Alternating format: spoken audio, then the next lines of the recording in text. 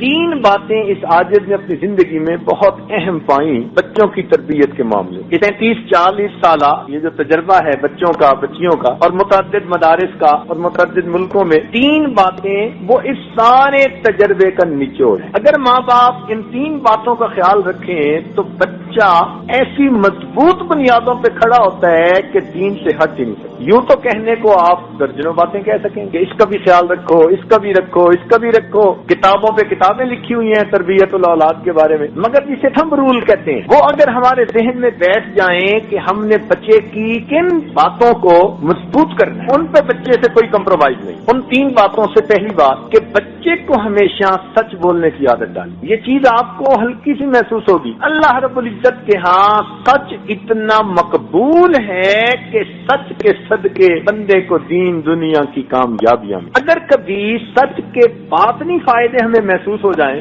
اور سچ کی وجہ سے جو برکتیں زندگی میں آتی ہیں وہ محسوس ہو جائیں تو ہم تو سچ کی خاطر کٹ مرنے کو تیار ہیں۔ اس میں محنت نہیں ہوتی، یہ کام بڑا مشکل ہے، اس لیے کہ اس میں پھر ماں باپ کو بھی سچ بولنا پڑتا ہے۔ اب پھر کیسے ہوگا کہ ادھر سے فون آیا تو بیٹے کو کہہ دو ابو گھر پہ نہیں ہے، اب وہ بچہ سچ کیسے بولے گا؟ اور دوسری عادت بچے کے اندر جو پیدا کرنی چاہیے وہ نماز کا اہتمام۔ نماز تو پڑھتے ہی ہیں بچپن سے اس کو نماز کا اہتمام سکھانا ہے، تسلی سے وضو کرنا ہے، پاکیزگی کا خیال رکھنا، وقت پہ نماز پڑھنی ہے تکبیر اولیٰ کے ساتھ اگر وہ بیٹا ہے۔ اس کے اندر ایک فائدہ تو یہ کہ اس بچے کے اندر پاکیزگی آ جاتی ہے، جو کہ بے نمازی بچہ تو استنجے کا بھی خیال نہیں کرے گا، اور اگر نماز پڑھے گا تو کپڑوں کی پاکیزگی کا خیال رکھے، تو پاکیزگی بھی آ گئی، وقت کی پابندی بھی آ گئی۔ اس سے خوش نہ ہو جائیں کہ بچی نماز پڑھتی ہے اور بچہ نماز پڑھتے نہیں، نماز کا اہتمام۔ اس لیے بچے کو دیکھیں کہ جلدی جلدی نماز پڑھنا ہے تو نہیں، اس پہ کمپرومائز نہیں ہے۔ بچپن سے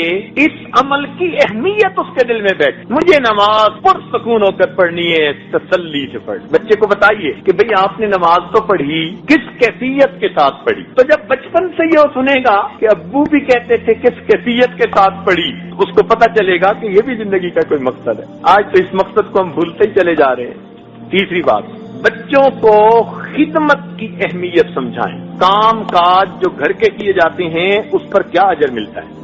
ماں کی خدمت، باپ کی خدمت، بڑوں کی خدمت، استاد کی خدمت، خدمت کا جذبہ بچپن سے بچے کے دل میں ڈال دی۔ آج تو پانی کا گلاس بھی نہیں خود پی سکتے بچے، وہ بھی دوسرے کو کہتے ہیں کہ لائیے۔ اس لیے آج شکایت ہے اکثر ماں باپ کی طرف سے، بچے کام میں دلچسپی نہیں لیتے۔ بھئی آپ نے بچپن میں کون سی خدمت سکھائی ہے اس کو؟ کیا پتا یہ بچہ کبھی کس اللہ والے کی خدمت کرے اور اس کی اس کو دعا لگے۔ اس کو بتائیے کہ معذوروں کی خدمت کی جاتی ہے، بوڑھوں کی خدمت کی جاتی ہے، تو اس کے دل میں رحم کا مادہ پیدا ہو، احساس ہمدردی ہوگا۔ اس ایک لفظ خدمت کی وجہ سے اس بچے کے اندر اچھے اخلاق آتے چلے جائیں گے۔ جب دوسروں کی بات سنے گا جو بڑے ہیں تو پھر ماں باپ کی کیوں نہیں سنے گا؟ آج اس کو خدمت بتائی نہیں، وہ ماں باپ کی بھی نہیں کرتے۔